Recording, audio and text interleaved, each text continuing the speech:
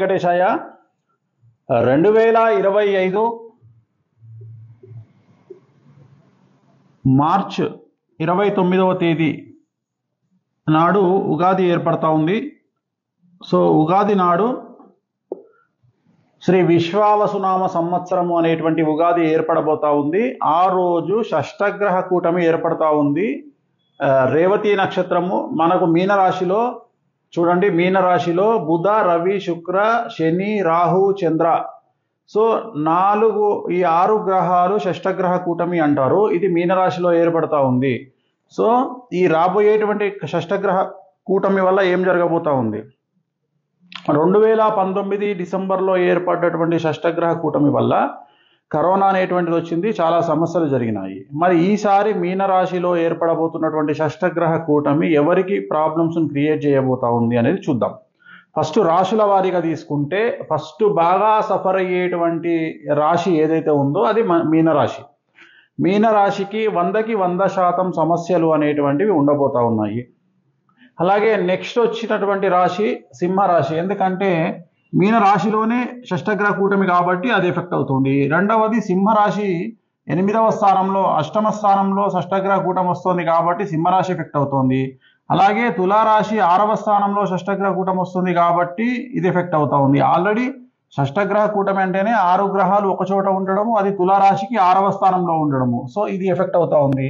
Next ధనుస్సు రాశికి 4వ స్థానంలో ఉండడం అనేటువంటిది ఎఫెక్ట్ అవుతా ఉంది. సో ఓవరాల్గా ఈ షష్టగ్రహ కూటమి వల్ల సమస్యలు ఏర్పడబోతున్నటువంటి రాశులను కనుక తీసుకున్నట్లయితే మీనరాశి, సింహరాశి, తులారాశి, ధనుస్సు రాశి అండ్ మేషరాశి. ఎందుకంటే మేషరాశికి వ్యయంలో ఉన్నాడు. మెయిన్ అతి ముఖ్యమైనటువంటి రాశులు ఈ 2 చాలా ఎక్కువగా ఉంటుంది ప్రెషర్, 100%. ఎందుకంటే మీనరాశిలో షష్టగ్రహ కూటమి ఏర్పడతా ఉంది. మేషరాశికి 12వ స్థానంలో ఉన్నాడు. అంటే నెంబర్ 1 మీనరాశి, నెంబర్ 2 మేషరాశి, నెంబర్ 3 సింహరాశి, నెంబర్ 4 తులారాశి, నెంబర్ 5 ధనుసు రాశి. సో మీ షష్టగ్రహ కూటమి యొక్క ప్రభావము 6 రాశుల మీద ఉంటుంది. మేషము, సింహము, తుల, ధనుస్సు, మీనము అనేటువంటి రాశుల మీద ఈ యొక్క ప్రభావం ఉండేటువంటి అవకాశం ఉంది. మరి వీటి వలన ఏమేమి సమస్యలు వస్తాయి అంటే, ఒకటి హార్ట్ ప్రాబ్లమ్స్, అలాగే లంగ్స్ ప్రాబ్లమ్స్, అలాగే స్పైనల్ గార్డ్ ప్రాబ్లమ్స్, అలాగే లివర్ ప్రాబ్లమ్స్, అలాగే న్యూరో రిలేటెడ్ సమస్యలు, అలాగే బోన్స్ రిలేటెడ్ సమస్యలు, బ్రెయిన్ రిలేటెడ్ సమస్యలు, పోలీస్ కేసులు, కోర్టు కేసులు, అరెస్ట్లు అవ్వడము, అలాగే పొలిటికల్గా చాలా సమస్యలు జరగడము, అలాగే అన్ఎక్స్పెక్టెడ్ డెత్స్ జరగడము, ఇలాంటివన్నీ కూడా ఈ ప్రత్యేకించి రాసుల వారికి సంభవించేటువంటి అవకాశాలు ఉంటాయి. అలాగే వీటితో పాటు పొలిటికల్గా చాలా సమస్యలు అనేటువంటివి రాబోతూ ఉన్నాయి.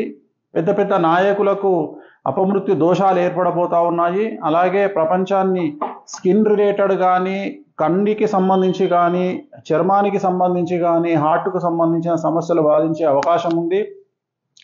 సో ఈ షష్టగ్రహ కూటమి వల్ల రాబోయే కాలంలో విశ్వావసునామ సంవత్సరం వల్ల 3 నెలల ముందుగా, అంటే రేపు జనవరి 1 నుండి సమస్యలు ఉండొచ్చు, అలాగే తదుపరి కూడా సమస్యలు ఉంటాయి. కాబట్టి చాలా జాగ్రత్తగా ఉండాలి, చాలా జాగ్రత్త తీసుకోవాలి.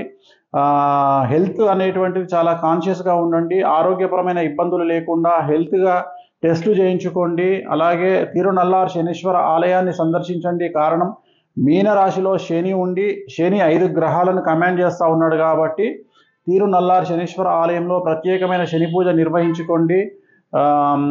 అలాగే మరీ ముఖ్యంగా గురువుకు సంబంధించి గురు దక్షిణామూర్తి, శ్రీకాళహస్తిలో గురు దక్షిణామూర్తికి సంబంధించిన ప్రత్యేకమైన పూజలు నిర్వహించండి. మొత్తం మీద మాత్రము కొన్ని సంచలనాలు తెలుగు రాష్ట్రాల్లో కానీ దేశవ్యాప్తంగా కానీ ఈ షష్టగ్రహ కూటమి వల్ల నమోదయ్యేటువంటి అవకాశాలు కనిపిస్తూ ఉన్నాయి. ఓం నమో వెంకటేశాయ.